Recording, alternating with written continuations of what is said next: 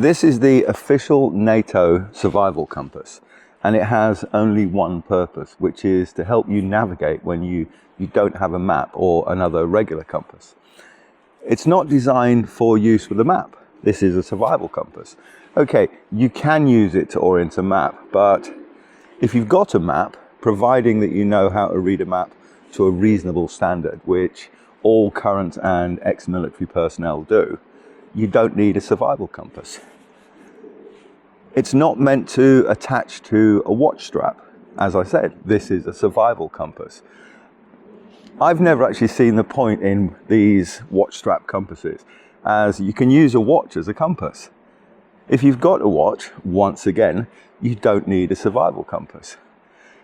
I know that lots of people use them, but if you think about it like this, suppose you need to walk on a bearing of 123 degrees for some distance, and then you need to change direction to 345 degrees. On your watch, this would mean walking towards 10 past 4 and then to 11:30. So to do this, point your watch, the 12 at north. If you're not sure how to find north, I made a video showing how to do this, and I'll put the link in the description box. So point the 12 at north and then walk towards 10 past 4 for the distance, and then change direction to 11:30 and just continue. As I said, this is a military survival compass. It's not a toy or a fashion accessory. It's big enough to work correctly and small enough to be able to be concealed. Normally, when I do an instruction video on how to use a certain compass, I'll start by going through all its various features. But on this particular compass, there actually is only one feature, which is this rotating magnetic disc in the center.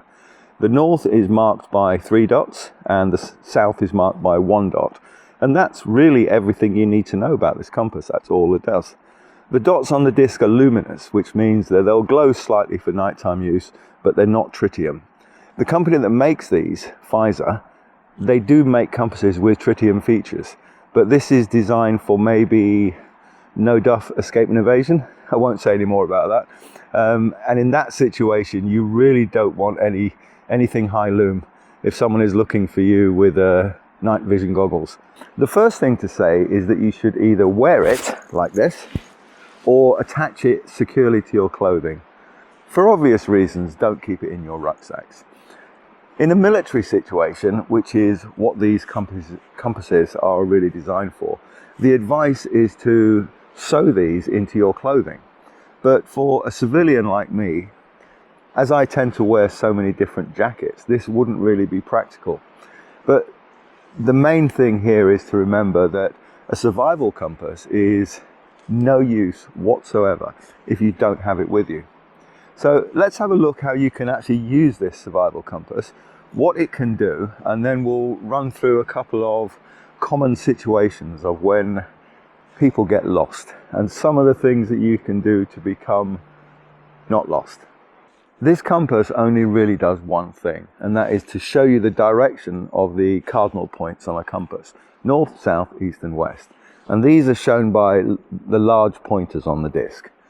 If you know where the cardinal directions are, you also know where the ordinal directions are: northwest, southwest, southeast and northeast, as these are halfway between the cardinals, and they're shown on this compass by the small pointers on the disc.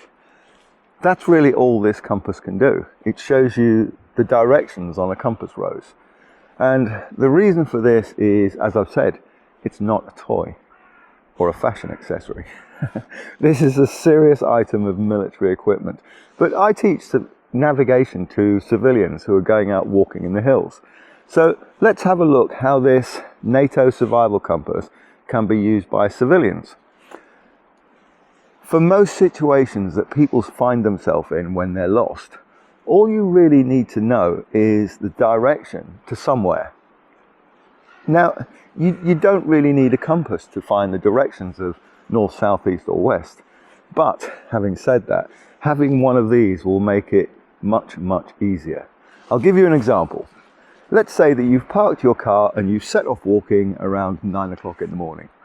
And it's now mid-afternoon, about 3 p.m. and you don't have any idea how to get back to your car.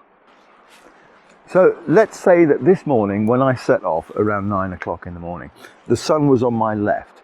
This would mean that as I'm in the northern hemisphere, I would be walking southwest.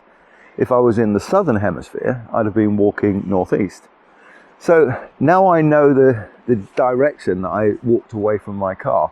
I can use my survival compass to walk in the opposite direction back to my car. So I just need to go northeast. Now, all this is fine if you happen to know how to navigate by the sun or the stars and the moon. And it would work fine. But if you don't, then as I've said repeatedly, having a compass will make things much, much simpler. And when things go wrong, you really do want everything to be as simple as possible. So to get back to my car, I walk northeast. I hold my compass in front of me and I wait for it to settle. And this may take a lot longer than if you're used to using a standard compass. Once it's settled, turn yourself so you're facing northeast. Look for something that you can walk to and go there. Never pick something on the horizon. It must be something that you can actually walk to and arrive. Once you get there to that point, again, hold the compass in front of you and walk to something else. Keep repeating this until you arrive at your destination. Having a compass, any compass, will make things easy. And that is exactly what these are designed for. So let's go through how we as civilians can use a survival compass, or any compass, if we get lost. There are so many possible scenarios that we can't cover every possibility, or this video would last for hours or days. For example, you're walking with a group in a forest in Germany, and somehow you get separated. The best thing I would advise is just to start shouting or blowing your emergency whistle really loud. If this doesn't work, then I would advise you to stay where you are. The rest of the group will either find you or contact the authorities, who will know what to do. Or maybe you're driving in the Australian outback and your car breaks down. In this case, I would suggest staying with your car for at least a week before even considering self-rescue. So there are many things that could happen, but today let's focus on a generic situation. You're out for a walk, you stop, you look around and you realize that you don't know where you are. For this video, we'll assume that you have a survival compass, but we'll also talk about what you should do if you don't. Most of this applies whether you're in a forest in Germany or the outback in Australia or almost anywhere else. The key point is that you have some knowledge of the area. Very few people end up in a completely unknown location, like a plane crash deep in the Amazon jungle or a skidoo breakdown in the middle of Greenland. You know, it doesn't normally happen. Normally you're walking along and you suddenly realize that you're not where you thought you should be. The first thing to do is, and here I'm going to give the same advice as every other instructor all over the world, and it may be the hardest thing to do in this situation: stop. Just stay where you are. Your natural instinct will be to start walking around looking for anything familiar, but as difficult as it is, just stop moving. I won't advise you to relax, as that may not be possible, but you can stay where you are. If you've got any food and water, now is a good time to take it out. If you're in England, you'll find that a hot cup of tea almost always makes things better.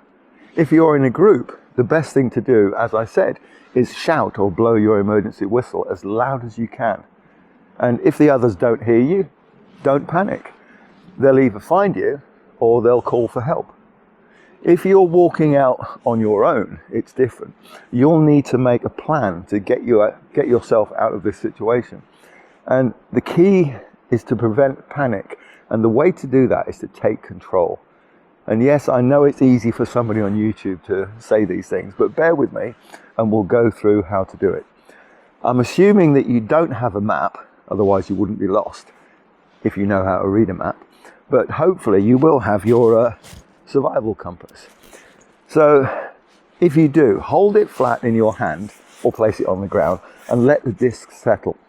and then look in each of the cardinal directions, north, south, east and west. What can you see nearby? What is the furthest thing that you can see in each direction? What is the point of doing all this? Well, a few minutes ago, you knew nothing about your location, and now you know something.